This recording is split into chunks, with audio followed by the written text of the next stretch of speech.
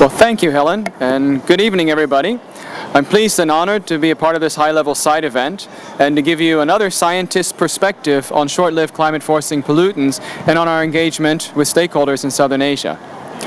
Now, we scientists normally tell you about things like extreme levels of air pollution that we measure, with numbers like 500 micrograms per cubic meter, or another number that you've likely heard which really emphasizes the extreme challenge that air pollution presents to us, 7 million premature deaths annually.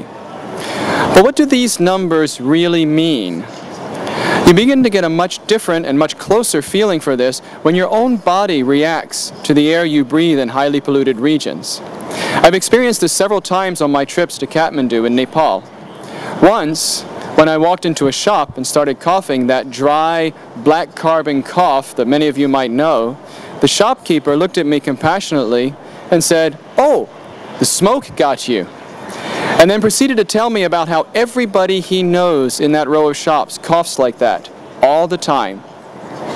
And the picture doesn't change much once you head into the Nepalese countryside.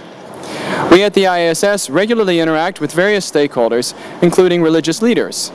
I often talk with a monk that I know in Lumbini, the birthplace of the Buddha, in southern Nepal, and hear that he's deeply concerned about the air pollution there, not only for the health impacts, but also because he's no longer able to properly carry out and teach his practice of meditation, where focusing on your breath, a central aspect of his meditation, is really challenging when you're coughing all the time.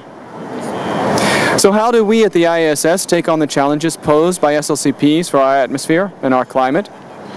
We follow a slightly different approach than most other institutes, which we call transdisciplinarity.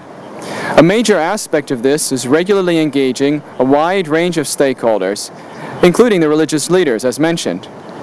Another aspect is raising broader awareness about air pollution.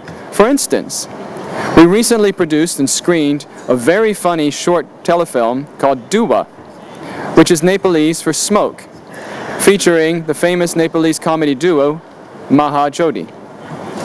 And when it comes to our work with the CCAC, where we're a lead partner in the brick production initiative, which my colleague from Bangladesh just told you more about, and in the Asian Regional Assessment, these dialogues, roundtables, films, and even games that we've put together and produced really complete the picture and add nicely to our scientific findings, which are co-generated with local and regional scientists and stakeholders. Through this transdisciplinary approach, we address the air pollution and climate change related challenges in a region in a very holistic and inclusive manner, taking into account human health, sustainable development, and human dignity. Thank you very much.